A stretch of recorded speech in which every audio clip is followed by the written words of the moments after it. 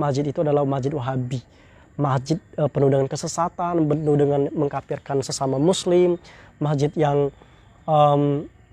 menolak untuk bersolawat.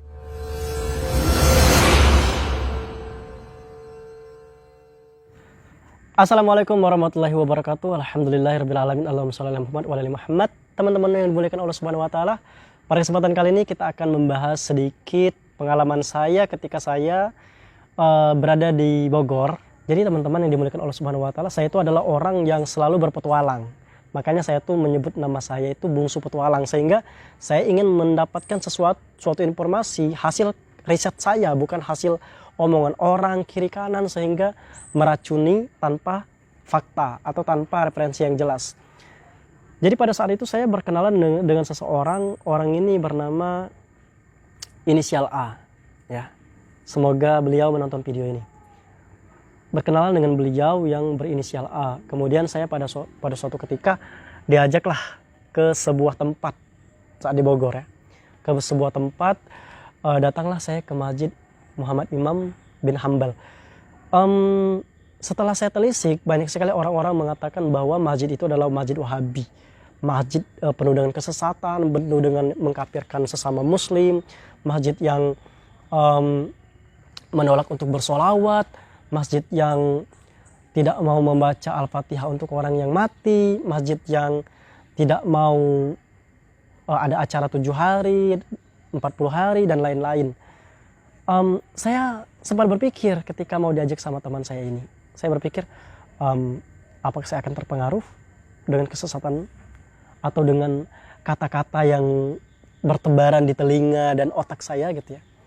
Karena sangat sensitif sekali teman-teman akidah pembahasannya ya.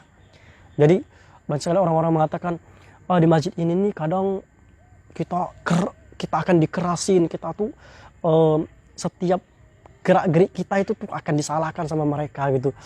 Jadi pokoknya kalau kalian berkumpul dengan orang-orang salafi, cenderung kalian tuh akan tertekan hidupnya, akan susah segala macam lah. Oke, pada saat itu saya memberanikan diri untuk ikut teman saya ini. Ikut, kemudian saya datang. Pada saat itu yang mengisi kajian adalah Ustadz Yazid Abdul Qadir Jawaz kalau nggak salah. Benar nama beliau seperti itu. Ustadz Abdul Qadir Jawaz lah yang dikenal Yazid Abdul Qadir Jawaz.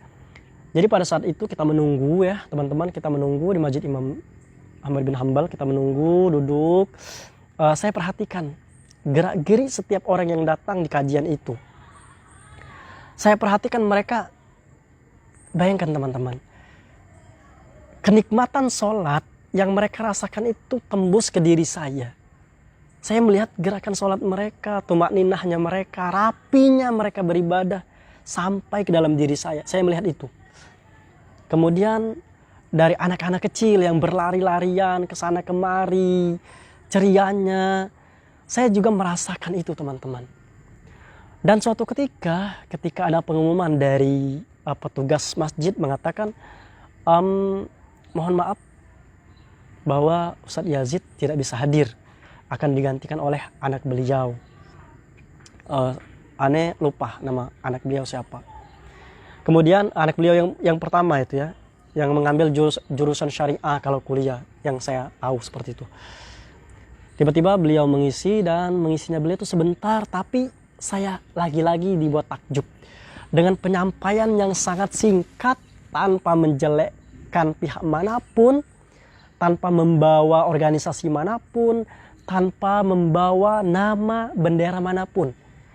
Yang dibicarakan Al-Quran, hadis, ayat-ayat, perkataan ulama, jelas sekali bahwa itu adalah ilmu. Lagi-lagi saya takjub dengan keadaan itu.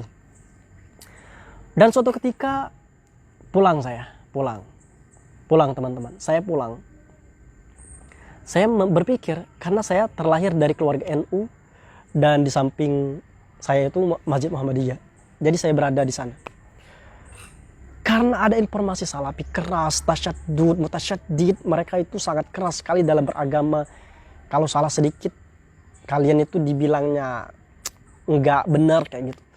Saya terkontaminasi dengan pikiran-pikiran seperti itu. Pertama, Ketika saya pulang ke cerita tadi, ketika saya pulang sama teman saya tetap melihat ada energi positif dalam diri saya. Kok tidak seperti yang orang katakan ya?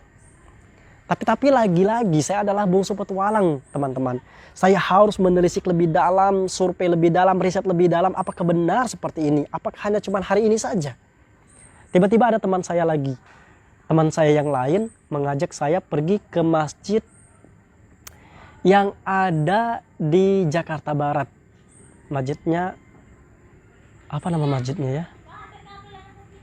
Pokoknya ada sebuah masjid yang itu dikenal dengan kajian salaf. Saya datang ke sana. Pas saat saya datang ke sana itu sama teman-teman tuh, saya lihat orang-orang tuh rame sekali.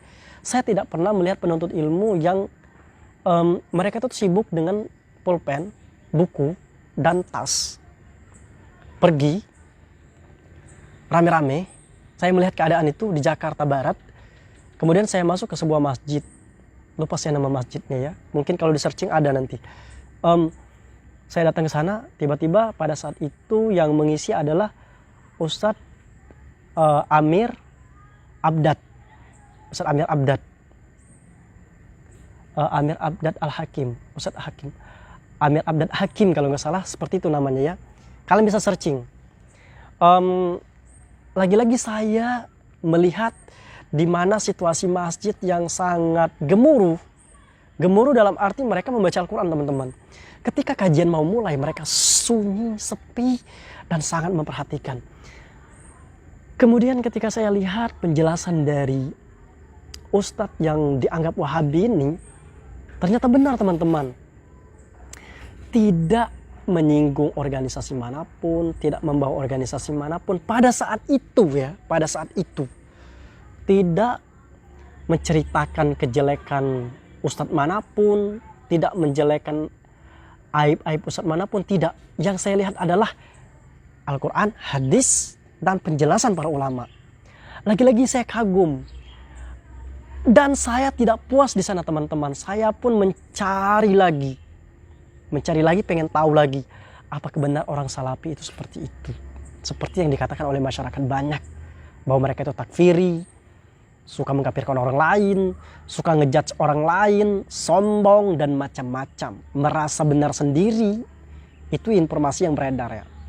Kemudian setelah saya selesai dari kajian itu, saya juga suatu hari saya diajak lagi oleh teman saya yang ada di Bogor, di Masjid Al-Barkah, daerah Cilengsi kalau nggak salah, Cilengsi Cibubur. Saya datang ke sana, saya melihat sendiri, teman-teman.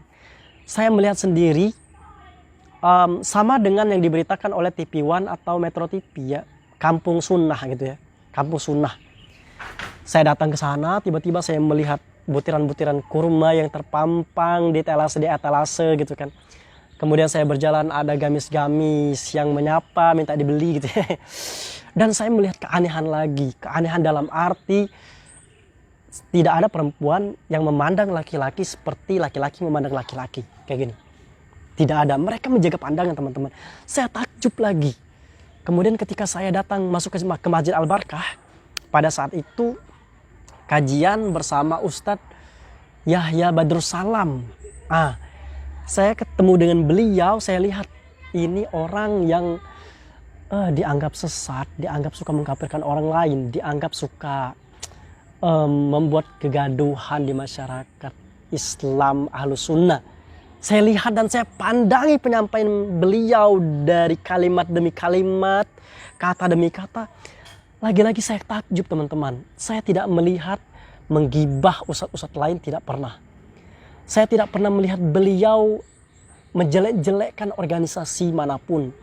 Bahkan mengangkat martabat pemerintah Indonesia.